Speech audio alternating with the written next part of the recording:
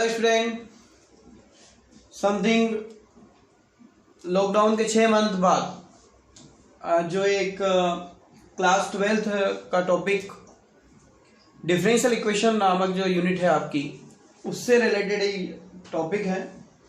इसके अंदर हम लोग पूरा का पूरा डिफरेंशियल इक्वेशन के सारे part, type 1, type 2 differential equation का जो होमोजीनियस पार्ट है, होमोजीनियस के बाद में जो फर्स्ट ऑर्डर लीनियर इक्वेशंस हैं, वहां तक के क्वेश्चंस को देखेंगे, उनके एक एक क्वेश्चन सोल्व करेंगे और उसके जो है टेक्निक, किस तरह की टेक्निक हम यूज करें जिससे हम लोग डिफरेंशियल इक्वेशन को सोल्व कर सकें, वो सारी चीजें इसके अंदर देखेंगे।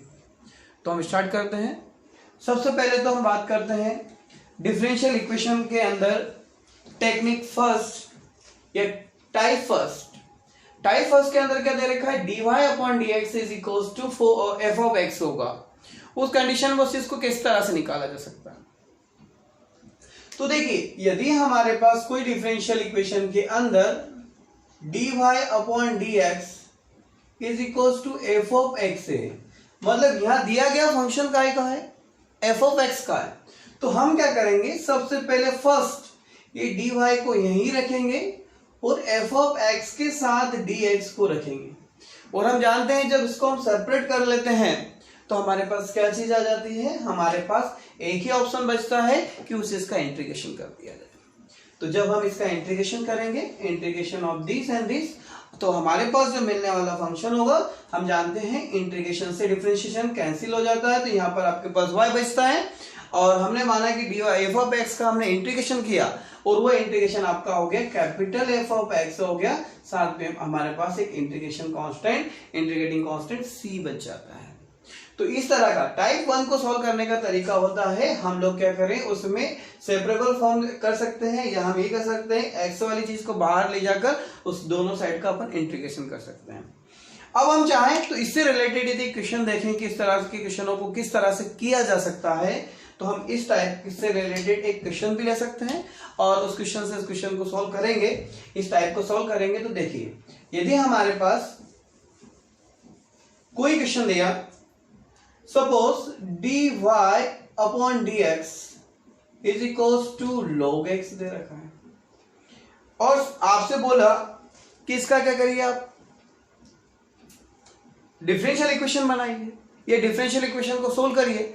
तो जब हम इसको डिफरेंशियल इक्वेशन को सोल्व करेंगे तो पहला ऑप्शन हमारा क्या होता है, जैसा कि हमने बताया है रूल के अकॉर्डिंग, ये dy यहीं रहेगा, ये log x हो जाएगा, साथ में आपका dx हो जाएगा। जब इसका इंटीग्रेशन हम निकाल देंगे तो हम देखते हैं कि dy का इंटीग्रेशन तो आपका y हो जाएगा और log x का कभी भी इंटीग्रेशन नहीं होता है, तो हम लोग क्या करेंगे, वहां पर एक 1 लेकर चलेंगे। और आप लोगों ने पढ़ा है आइलेट, ILATE, आइलेट का हम लोग यूज करेंगे इसमें। और हम देखते हैं कि ये लॉगरिथम है, तो हमको इसको फर्स्ट पार्ट लेना पड़ेगा और अननोन को हमको सेकंड पार्ट लेना पड़ेगा। तो हम देखेंगे log x को हम ऐसे रखेंगे और इंटीग्रेशन ऑफ 1 dx निकालेंगे, साथ में d/dx हम लोग log x का करेंगे और इंटीग्रेशन ऑफ 1 dx करेंगे और होल dx कर देंगे इसको। ये हमने कौन सा रूल लगाया, हमने इसका पार्ट रूल लगाया। अब जब पार्ट रूल हम यूज कर रहे हैं तो हमारे पास y इज इक्वल टू बच जाएगा log x into x minus log x का 1/x हो जाता है, 1 का इंटीग्रेशन आपका x होता है, x से x आपका कैंसिल हो जाता है। जब x से x कैंसिल हो गया तो हमारे पास बचता क्या है, हमारे पास ये x का मल्टीप्लाई नहीं हो जाएगा क्योंकि ये अलग है और ये अलग है, तो हम लोग क्या x ये वाला x यहाँ आ जाएगा, साथ में log x माइनस यहाँ बच गया आपके पास 1 dx। अगेन एक बार इंटीग्रेशन होगा आपका, तो देखिए log x हो गया और 1 का हो जाएगा x, साथ में हो गया प्लस c। तो इस तरह से हमने इसका टाइप फर्स्ट देखा और टाइप फर्स्ट के अंदर हमने देखा कि हम क्या करेंगे, x वाली चीज को उधर ले जाकर dx से उसको इंटीग्रेट कर देंगे, तो हमारा टाइप फर्स्ट खत्म हो जाता है। अब देखिए, टाइप सेकंड की बात हम करें तो टाइप सेकंड के अंदर हम देखेंगे कि हमारे पास उसके अंदर दो फंक्शन होंगे, f1x और f2x। इसके साथ साथ ध्यान रखिएगा, equation with the variable separation इसको कहा जाता है। Equation of a variable separation मतलब क्या हुआ, हम x वाली चीज को अलग करेंगे y वाली चीज को अलग करेंगे और जब उस चीज को सोल्व करेंगे तो हमारे पास बनने वाला जो फॉर्म होगा उसको हम नॉर्मल तरीके से इंटीग्रेट करके सोल्व कर सकते हैं। अब देखिए इस चीज को हम किस तरह से करेंगे, देखिए जैसे कि हमारे पास दे रखा है टाइप 2 की हम बात कर रहे हैं। टाइप 2 के अंदर हम देखें तो टाइप 2 का फॉर्म है dy/dx। यहां पर दो फंक्शन होगा f1x इंटू f2 या f1y ले लो, इसको तो भी चल जाएगा, कोई दिक्कत नहीं, क्योंकि एक फंक्शन हमारा x का हो गया, एक फंक्शन हमारा y का हो गया। तो हम क्या करेंगे dy f(y1) वाला फंक्शन को हम सेपरेट इधर ले आएंगे और साथ में f1x वाला जो फंक्शन है वो dx के साथ चला जाएगा, इसका भी इंटीग्रेशन हो जाएगा और इसका भी इंटीग्रेशन हो जाएगा। तो इस तरह से हम लोग टाइप नंबर 2 पर जाएंगे। अब टाइप नंबर 2 के से रिलेटेड भी हम लोग एक एग्जांपल इसका भी देखें कि किस तरह से हम लोग इसको सेपरेट कर सकते हैं और सेपरेट करने के बाद में उस चीज का इंटीग्रेशन कर सकते हैं। तो छोटा सा क्वेश्चन हम लें जिसके अंदर हम सोल्व करेंगे इसको। तो देखिए यदि dy/dx वैल्यू हमारे पास है, साथ में हमारे पास दे दिया कि 1 + x दिया है इंटू 1 + y² दे रखा है। इस तरह का यदि क्वेश्चन आता है किस तरह से सोल्व करें, तो सेपरेबल मेथड हमने बोला है कि वेरिएबल को सेपरेट करना है, तो हम x वेरिएबल को अलग कर लेंगे और y वेरिएबल को अलग करेंगे। तो यहाँ देखिए dy/1 + y² हो जाएगा और यहाँ हो जाएगा 1 + x, साथ में dx का मल्टीप्लिकेशन हो जाएगा। तो देखिए मैंने x वेरिएबल को अलग किया है और y वेरिएबल को अलग किया है। जब x और y वेरिएबल को अलग कर दिया तो दोनों को हम लोग इंटीग्रेशन निकाल सकते हैं, और जब हम इंटीग्रेशन करते हैं तो हम जानते हैं कि इंटीग्रेट ऑफ dx/a² + x² यदि करेंगे तो ये tan 1x का फॉर्मूला बनता है। तो यहाँ देखिए ये हो जाएगा आपका tan 1y हो जाएगा, ये 1/a भी आता है साथ में, ध्यान रखिएगा इस इसका है। a यहाँ पर कांस्टेंट डिजिट है, यहाँ पर a 1 है, 1 तो 1 के लिखने की जरूरत नहीं है तो हमने यहाँ पर नहीं लिखा है, लेकिन 1 का इंटीग्रेशन x हो जाएगा, x का इंटीग्रेशन x² होगा, साथ में c हो जाएगा। तो इस तरह से हम लोग क्या कर सकते हैं, ये किसी भी वैल्यू का सेपरेबल मेथड का यूज कर कर उसके वेरिएबल को सेपरेट कर कर अलग अलग इंटीग्रेशन कर कर ये टाइप नंबर 2 जो रहता है उससे हम लोग डिफरेंशियल इक्वेशन को सोल्व करते हैं। चाहे हम तो यहाँ पर एक कंडीशन और रख सकती है, ये tan इधर आ जाएगा, ये पूरे tan में चला जाएगा, x + x² प्लस, ठीक है। अब जब हम आते हैं इसी का पार्ट नंबर 3, पार्ट नंबर 3 जो होता है वो होता है होमोजीनियस इक्वेशन। जैसे कि हमने टाइप फर्स्ट टाइप 2 सेकंड में पढ़ा, दोनों टाइप में हमने देखा कि दोनों चीजों में हम क्या कर रहे हैं, x की चीज को अलग कर रहे हैं। पहले तो हमने dx को अलग कर दिया और dy को अलग कर दिया, सेकंड वाले में हमने उसके वेरिएबल को अलग कर दिया। ये जो होमोजीनियस इक्वेशंस होती है इसमें क्या होता है कि दोनों वेरिएबल को हम लोग क्या कर सकते हैं, अलग अलग नहीं कर सकते हैं, उसलिए हम लोग होमोजीनियस इक्वेशन का यूज करते हैं। होमोजीनियस जो इक्वेशन होगी उसमें कहीं ना कहीं हम लोगों को दोनों चीजें x और y दोनों जो है मिक्सअप फॉर्म में मिलती है, और मिक्सअप फॉर्म में सोल्व करने के लिए हम लोगों को क्या करना पड़ता है, होमोजीनियस इक्वेशन को सोल्व करने के लिए y = vx का पुट करेंगे और उसका डिफरेंशिएशन करेंगे और उस इसको हम सोल्व करेंगे। तो यदि इस चीज को हम देखें तो सपोज हमारे पास एक क्वेश्चन ले जो होमोजीनियस इक्वेशन से रिलेटेड रहेगा, उसमें दोनों चीजें मिक्सअप रहेगी, मतलब y और x को सेपरेट नहीं किया जा सकता है। जब y और x को सेपरेट नहीं किया जा सकता है तो हम लोग काय का यूज करेंगे, होमोजीनियस इक्वेशन के अंदर y = vx + c का यूज करेंगे और उसको सोल्व करेंगे। पहले मैं आपको इसकी वर्किंग प्रोसेस बताता हूं और वर्किंग प्रोसेस के बाद में हम लोग बात करेंगे कि होमोजीनियस इक्वेशन को हम किस तरह से सोल्व कर सकते हैं। इस टॉपिक में, इस वीडियो में आपको डिफरेंशियल इक्वेशन का पूरा पार्ट एक तरह से मिल जाएगा। तो हम बात कर रहे हैं यहाँ पर इसकी वर्किंग प्रोसेस के लिए। तो वर्किंग प्रोसेस में सबसे पहले हम लोग y/x = v पुट करेंगे, इंप्लाइज दैट y क्या रखेंगे, vx पुट करेंगे इसके अंदर हम लोग। अब जब y = vx किया तो आप लोगों ने छोटी क्लासेस मींस दैट जो डिफरेंशिएशन निकाला था उसके अंदर फर्स्ट सेकंड प्रोडक्ट रूल लगाया था, उस प्रोडक्ट रूल का हम यूज करके इस चीज को निकाल सकते हैं। तो देखिए यदि इसका इंटीग्रेशन करें तो dy/dx होगा, यहाँ हमारे पास फर्स्ट सेकंड लगेगा, क्या करेगा, यहाँ पर हमारे पास फर्स्ट सेकंड लगेगा। तो देखिए v ऐसा कैसा, x का 1 हो जाता है, x ऐसा कैसा, v का dv अपॉन dx हो जाएगा। मतलब हम लोग y upon x is equal to v या y बराबर vx पुटअप करेंगे और जहां dy अपॉन dx होगा वहां पर v plus x dv upon dx put up करेंगे। जब ये चीज सीरीज के अंदर रखेंगे तो हमारे पास एक जो फंक्शन होगा वो v और x में मिल जाएगा। जब v और x में हमारे पास जो फंक्शन मिल जाएगा तो उसको सोल्व करने का तरीका सिंपल सेपरेबल फॉर्म अपन ले लेंगे और इसको सोल्व कर सकते हैं। तो देखिए इससे रिलेटेड पहले हम लोग एक क्वेश्चन ले लें जिससे हम लोग सोल्व कर सकें कि हम लोग इस तरह के क्वेश्चनों को किस तरह से होमोजेनियस इक्वेशंस जो रहती है उसको किस तरह से सोल्व करते हैं। तो इससे रिलेटेड एक नॉर्मल क्वेश्चन हम ले। सपोज हमारे पास दे रखा है 2x², साथ में आपके पास दे रखा है dy is equals to x² plus y², साथ में आपके पास है dx। अब आप देखिए ना तो हम इस जो क्वेश्चन है उसके अंदर x को सेपरेट कर सकते हैं और ना ही हम इसमें y को सेपरेट कर सकते हैं। जब हम ना तो x को सेपरेट कर सकते हैं ना y को सेपरेट कर सकते हैं तो हम लोग इस तरह की इक्वेशन को होमोजेनियस फॉर्म पे चले जाते हैं और होमोजेनियस इक्वेशन को सोल्व करने के लिए हम लोगों को y बराबर vx पुट करना जरूरी होता है। सबसे पहले हम लोग y बराबर vx पुट करेंगे और उसको सोल्व करेंगे।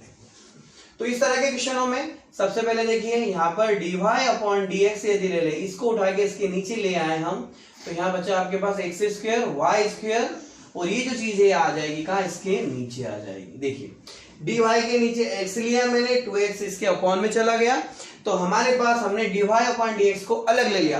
अब इसमें हम लोग पुट करेंगे, क्या पुट करेंगे, y बराबर vx पुट करेंगे और dy upon dx is equal to v plus x dv upon dx put करेंगे। जब ये दोनों चीजें हम लोग उसके अंदर पुट कर देते हैं तो हम क्या देखते हैं कि dy अपॉन dx से क्या लिखेंगे, v plus x dv upon dx। यहाँ देखिए x² को ऐसे रखा और y स्क्वायर है मतलब y बराबर vx है तो हम क्या लिखेंगे v² इंटू x²।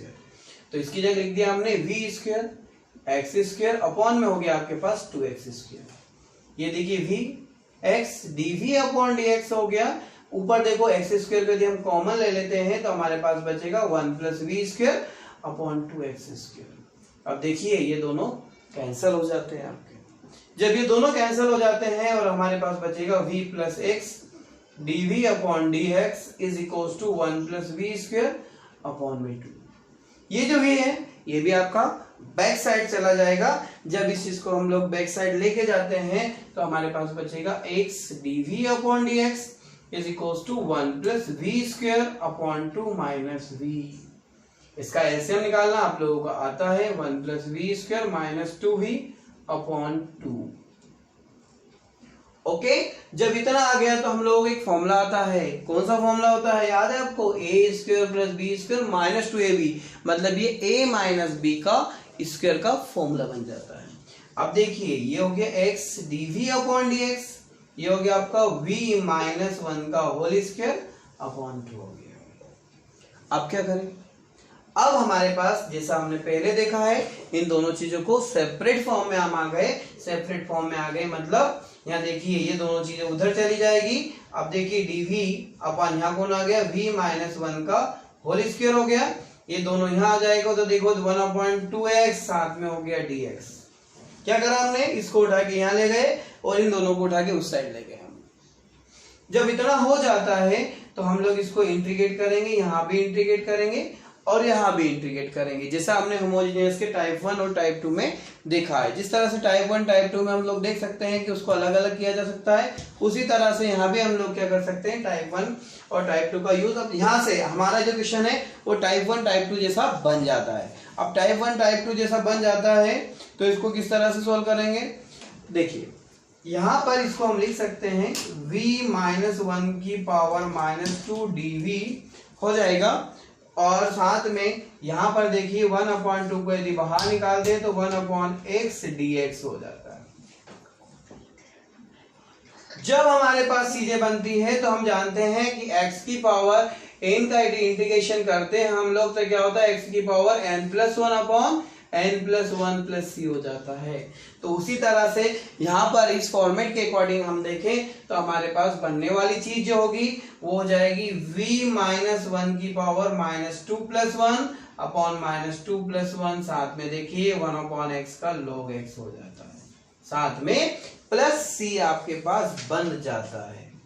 तो हमारे पास बनने वाली चीज हो जाएगी 2 और 1 कितने, 2 में से 1 जाएंगे तो कितने बचेंगे आपके पास, क्या बचेगा यहाँ पर, अपन ने देखा हमारे पास बनने वाली चीज होगी वो माइनस में चली जाएगी, मतलब यहाँ हमारे पास बचा है, मैं यहाँ पर नेक्स्ट स्टेप यहाँ पर लिख रहा हूं, देखिएगा ये हो जाएगा -1/v-1 की पावर 1 लिखने की जरूरत आपको नहीं, 2 में से 1 जाएगा तो 1 बचेगा।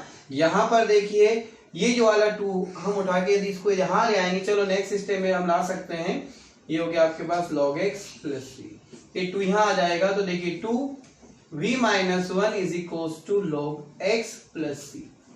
अब जहां पर देखिए यहाँ v है, v की जगह हम लोग क्या लिख सकते हैं, y/x पुट कर सकते हैं, क्योंकि देखिए यहां से v की वैल्यू क्या आ जाएगी, v = y/x आ जाएगा। तो इस चीज को यदि हम लोग पुट अप करें तो हमारे पास हो जाएगा -2y/x -1 = log x + c। इसका एलसीएम लेके इसको ऊपर पहुंचाएंगे हम लोग, y - x = log x + c। अब देखिए माइनस है, चाहे तो माइनस को हटा सकते हैं, कैसा हटाएं, तो हम क्या करें, इसका माइनस को इंटरचेंज कर दो तो ये हो जाएगा 2x = x - y = log x + c। चाहे तो हम यहां तक छोड़ सकते हैं, या चाहे तो एक स्टेप और बढ़ाकर इसको हम x - y * log x + c लिख सकते हैं। ओके, तो होमोजेनियस, देखो इसमें क्या है, टाइप 1 सोल्व करने में, टाइप 2 सोल्व करने में कोई दिक्कत नहीं, पर जब हम होमोजेनियस की बात करते हैं, इससे रिलेटेड एक क्वेश्चन एग्जाम में आते ही आता है, तो इसकी क्या कंडीशन होती है कि हमको क्या करना पड़ता है, पूरे क्वेश्चंस को पहले y = vx पुट करके सोल्व करना पड़ेगा। जब सोल्व करेंगे इसके बाद जो बनने वाली चीजें होगी वही आगे जाके आपका होमोजेनियस इक्वेशन से टाइप 1 या टाइप 2 में कन्वर्ट हो जाएगी, और टाइप 1 टाइप 2 को हम इजी गोइंग सोल्व कर सकते हैं। अब जब हमने होमोजेनियस इक्वेशन पढ़ी तो आप यदि इस तरह के क्वेश्चंस को सोल्व करेंगे तो बाकायदा आपको लगेगा, आप क्या करेंगे, इससे रिलेटेड यदि कोई डाउट्स हैं तो आप कमेंट्स करिएगा, उसमें आप बताइएगा, यदि आपको वीडियोस अच्छा लगे तो उस चीज में भी हम देखेंगे। अब लास्ट टॉपिक और आपका बचा है, इसको भी हम अभी कंप्लीट करेंगे। टॉपिक का नाम है फर्स्ट ऑर्डर लीनियर इक्वेशन, है ना। First order linear differential equation को अपन सोल्व किस तरह से करते हैं, चलिए अब हम इसको भी देखेंगे।